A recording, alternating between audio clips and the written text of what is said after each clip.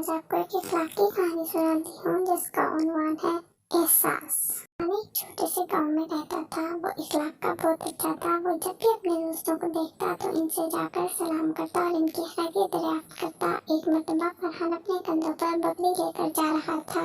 इसके दोस्त दरख्त की आड़ में खड़े थे। उन्होंने फरहान को देखा तो उनमें से एक दोस्त ने फरहान को आवाज लगाई, लेकिन उसने आवाज सुनकर कोई तवज्जो नहीं दी। एक दोस्त ने कहा, चलो हम फरहान का ताक़ुब करते हैं कि वो कहाँ जा रहा है। वो फरहान का पीछा करने लगे। इनकी समझ में नहीं आ रहा था कि फरहान कहाँ जा रहा है। अब तो गांव का रास्ता भी खत्म हो गया था। फिर इन तीनों ने देखा कि फरहान एक शख्स के करीब जाकर रुक गया। वो शख्स को ज्यादा करीब लग रहा था।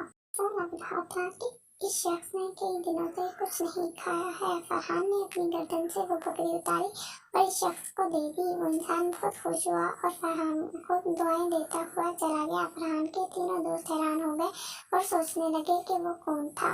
उसने फरहान से पूछा। इसने बताया कि वो शख्स भी और इसकी बीवी बच्चे भी कई दिन से भूखे थे।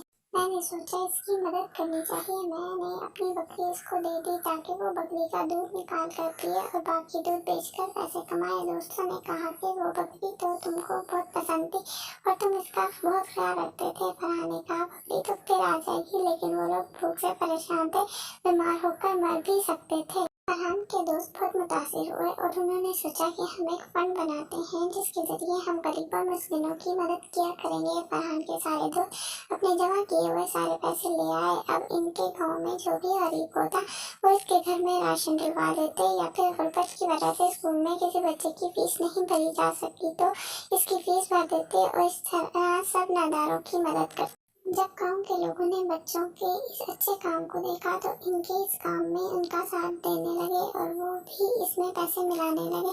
इस तरह फरहान और इसके दोस्तों का एक छोटा सा खिदमत करने का इदारा कायम हो गया।